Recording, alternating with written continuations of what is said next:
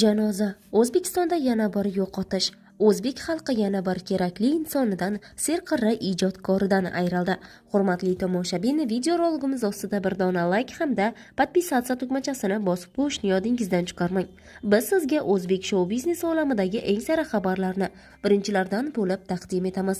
O'tganlarni Alloh rahmatiga olgan bo'lsin. Videoroligimiz ostida bir dona like tugmasini bosib qo'yishni hamda do'stlaringizga ulashishni, keng ommaga tarqalishi uchun o'z hissangizni qo'shishni yodingizdan chiqarmang. O'zbekistonda xizmat ko'rsatgan madaniyat xodimi, O'zbekiston san'at arbobi, taniqli kompozitor hamda professor Dilorom Omonullayeva 66 yoshida vafot etdi.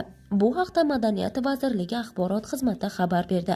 Dilorom Omonullayeva 1959-yili 1-oktyabrda Toshkentda musiqachilar oilasida tug'ilgan.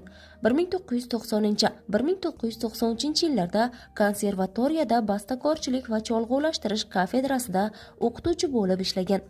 Omonullayeva ijodiy faoliyati davomida 300 dan ortiq xususiy asarlar yaratgan. Uning qo'shiqlari Kumush Razzoqova, Kozim Qayumov, Mavluda Oynaqulova, Alo Rahim va Ra'no Bo'ronova kabi mashhur san'atkorlar tomonidan maromiga yetkazib ijro etilgan.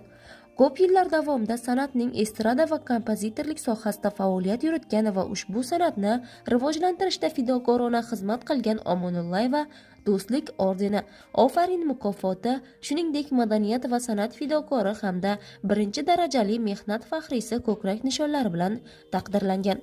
Kanalimiz ijodkorlari hamda uning yaqinlari nomidan oila a'zolari hamda yaqinlariga chuqur hamdardlik bildiramiz. Videoroligimiz ostida keng ommaga tarqalishi uchun like tugmasini bosib qo'yishni yodingizdan chiqarmang.